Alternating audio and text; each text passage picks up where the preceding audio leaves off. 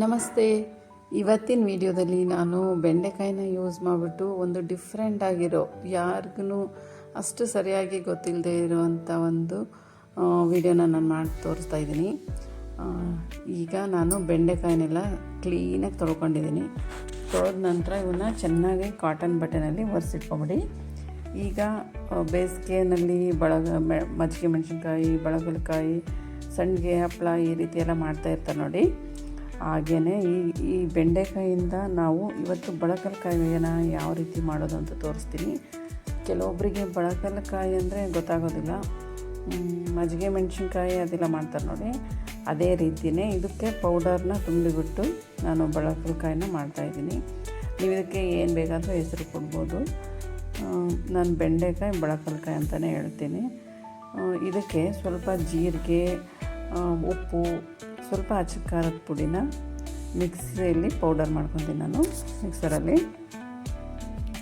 ಹಾಗೆ ಇದು ಯೂಟ್ಯೂಬಲ್ಲಿ ಫಸ್ಟ್ ಟೈಮ್ ಅಂತ ಅಂದ್ಕೊಂಡಿದ್ದೀನಿ ನಾನು ಹಾಕೋ ವಿಡಿಯೋ. ಯಾಕಂದರೆ ನಾನು ಎಲ್ಲ ಕಡೆ ಯೂಟ್ಯೂಬಲ್ಲಿ ಚೆಕ್ ಮಾಡಿದಾಗೂ ಒಂದು ವಿಡಿಯೋ ಸಿಗಲಿಲ್ಲ. ನಿಮಗೇನಾದರೂ ಸಿಕ್ಕರೆ ಆ ಲಿಂಕ್ನ ನನಗೆ ಕಳಿಸಿ, ನಾನು ಕೂಡ ಹೇಗೆ ಮಾಡಿದ್ದಾರೆ ಅಂತ ನೋಡ್ತೀನಿ. ನಮ್ಮ ಮನೇಲಿ ಇದನ್ನು ಬೆಂಡೆಕಾಯಿ ಬೇಸಿಗೆ ಬಂತು ಅಂದರೆ ಬೆಂಡೆಕಾಯಿದು ಬಳಗಲಕಾಯಿನ ಮಾಡ್ತೀವಿ. ತುಂಬ ಚೆನ್ನಾಗಿರುತ್ತೆ. ಖಾರ ತಿನ್ನದೇ ಇರೋರಿಗೆ, ಖಾರ ಅಂದರೆ ಇಷ್ಟ ಇರಲ್ಲ ನೋಡಿ, ಅಂಥವ್ರಿಗೆ ಇದು ತುಂಬಾ ಸೂಪರಾಗಿರುತ್ತೆ.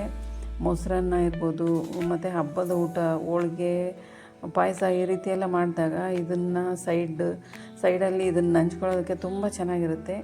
ಈ ರೀತಿ ಮಾಡಿ ನಿಮ್ಗೆ ಇಷ್ಟ ಆದರೆ ಕಮೆಂಟಲ್ಲಿ ತಿಳಿಸಿ. ಈಗ ನಾನು ಅದನ್ನೆಲ್ಲ ಪೌಡ್ರ್ ಮಾಡಿ ಇಟ್ಕೊಂಡಿದ್ದೀನಿ ನೋಡಿ.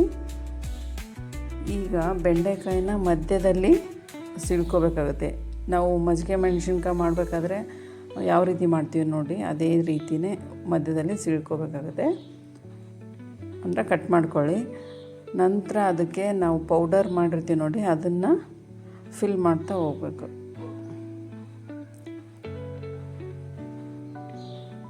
ನಮ್ಮ ಸೈಡೆಲ್ಲ ಈ ಬಳಗಲಕಾಯಿ ಮಾಡೋದು ಇದೇ ರೀತಿಯೇ. ಅಂದರೆ ಮಜ್ಜಿಗೆ ಮೆಣಸಿನ್ಕಾಯಿ ಮಾಡೋರು ಮಾಡ್ತಾರೆ, ಈ ರೀತಿಯೂ ಕೂಡ ಮಾಡ್ತಾರೆ ಮೆಣಸಿನ್ಕಾಯಿಂದ. ಹಾಗೆಯೇ ನಾವು ಬೆಂಡೆಕಾಯಿಗೆ ಇದೇ ರೀತಿ, ಅಂದರೆ ಈಗ ಬಿಸಿಲು ತುಂಬ ಜಾಸ್ತಿ ಇರೋದ್ರಿಂದ ಬೆಂಡೆಕಾಯಿಗೆ ಈ ರೀತಿ ಮಾಡಿದರೆ ಎಲ್ರಿಗೂ ಇಷ್ಟ ಆಗುತ್ತೆ. ವೆಜಿಟೇಬಲ್ಸಿಂದ ಮಾಡಿದರೆ ಹೆಲ್ತ್ಗೂ ಕೂಡ ತುಂಬಾ ಒಳ್ಳೆಯದು. ಅದಕ್ಕೋಸ್ಕರ ಇದನ್ನು ಒಂದು ಸರಿ ಟ್ರೈ ಮಾಡಿ, ನಿಮಗೇ ಗೊತ್ತಾಗುತ್ತೆ ಇದು ಯಾವ ರೀತಿ ಇರುತ್ತೆ ಅಂತ. ಈಗಂತೂ ತುಂಬ ಬಿಸಿಲಿರೋದ್ರಿಂದ ಆರಾಮಾಗಿ 4-5 ದಿನದಲ್ಲಿ ಒಣಗೋಗ್ಬಿಡುತ್ತೆ. ನೀವು ಇದನ್ನು ಟ್ರೈ ಮಾಡಿ ಒಂದ್ಸರಿ. ಇದೇ ರೀತಿ ಎಲ್ಲ ಬೆಂಡೆಕಾಯಿನೂ ತುಂಬಿಟ್ಕೊಂಬಿಡಿ. ಈ ಪೌಡರ್ಗೆ ನೀವು ಸ್ವಲ್ಪ ಮೆಂತ್ಯ ಕೂಡ ಮಿಕ್ಸ್ ಮಾಡ್ಬೋದು. ಅದು ಘಮ ಚೆನ್ನಾಗಿರುತ್ತೆ, ಮತ್ತು ಫ್ಲೇವರ್ ಏನಂತೀವಿ ನೋಡಿ, ಆ ಘಮ ತುಂಬ ಚೆನ್ನಾಗಿರುತ್ತೆ. ಸ್ವಲ್ಪ ಬೇಕಾದರೆ ಮಿಕ್ಸ್ ಮಾಡ್ಕೋಬೋದು. ಸ್ವಲ್ಪ ಕಹಿ ಆಗುತ್ತೆ ಅನ್ನೋರು ಮಾತ್ರ ಬೇಡ, ಇದೇ ರೀತಿ ಮಾಡ್ಕೊಳ್ಳಿ. ಈಗ ನೋಡಿ ಎಲ್ಲ ರೆಡಿ ಆಗಿದೆ, ಎಲ್ಲ ತುಂಬಿ ರೆಡಿ ಮಾಡಿ ಇಟ್ಕೊಂಡಿದ್ದೀನಿ. ಇವನ್ನ ಈಗ ಬಿಸಿಲಲ್ಲಿ ಒಣಗಿಸ್ಬೇಕು. ಬಿಸಿಲಲ್ಲಿ ಒಂದು 5 ದಿನದವರೆಗೂ ನೀವು ಹೋಗಿ ಬಿಸಿಲಿರೋ ಜಾಗದಲ್ಲಿ ಇಟ್ಕೊಂಡ್ರೆ ಆರಾಮಾಗಿ ಒಣಗ್ಕೊಂಬಿಡುತ್ತೆ. ನೋಡಿ ನಾನು ಈಗ ಇಟ್ಟಿದ್ದೀನಿ ಮೇಲ್ಗಡೆ. ಬಿಸಿಲು ಸಿಕ್ಕಾಪಟ್ಟೆ ಬಿಸಿಲಿರೋದ್ರಿಂದ ಆರಾಮಾಗಿ ನನಗೆ 4 ದಿನದಲ್ಲೇ ಒಣಗೋಗ್ತಿದ್ದಿಲ್ಲ ನೋಡಿ. ಈ ರೀತಿ ನಿಮಗೆ ಗೊತ್ತಾಗುತ್ತಲ್ಲ ಒಣಗಿರೋದು. ಇದನ್ನು ಎಣ್ಣೆಲಿ ಹಾಕಿ ನಾವು ಯಾವ ರೀತಿ ಬಳಗಲಕಾಯಿನ ಫ್ರೈ ಮಾಡ್ತೀವಿ ನೋಡಿ, ಡೀಪ್ ಫ್ರೈ, ಅದೇ ಥರ ಮಾಡಿಕೊಂಡ್ರೆ ಮೊಸರನ್ನ, ಅನ್ನ, ಸಾಂಬಾರು ಇದ್ರ ಜೊತೆ ಎಲ್ಲ ತುಂಬ ಚೆನ್ನಾಗಿರುತ್ತೆ. ಇದು ಎಲ್ಲರಿಗೂ ಇಷ್ಟ ಆಗುತ್ತೆ ಅಂತ ನನಗೆ ಗೊತ್ತು. ನೋಡಿ ಒಂದ್ಸರಿ ಟ್ರೈ ಮಾಡಿ. ಈಗ ನಾನು ಎಣ್ಣೆಲಿ ಹಾಕಿ ಫ್ರೈ ಮಾಡ್ತಾಯಿದ್ದೀನಿ, ಅಂದರೆ ಡೀಪ್ ಫ್ರೈ ಮಾಡ್ಕೋಬೇಕಾಗುತ್ತೆ ಇದನ್ನು.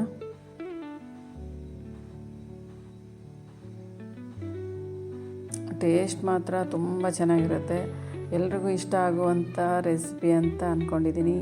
ನಿಮ್ಗೆ ಇಷ್ಟ ಆದರೆ ಒಂದು ಲೈಕ್ ಮಾಡಿ, ಶೇರ್ ಮಾಡಿ, ಸಬ್ಸ್ಕ್ರೈಬ್ ಮಾಡ್ಕೊಳ್ಳಿ.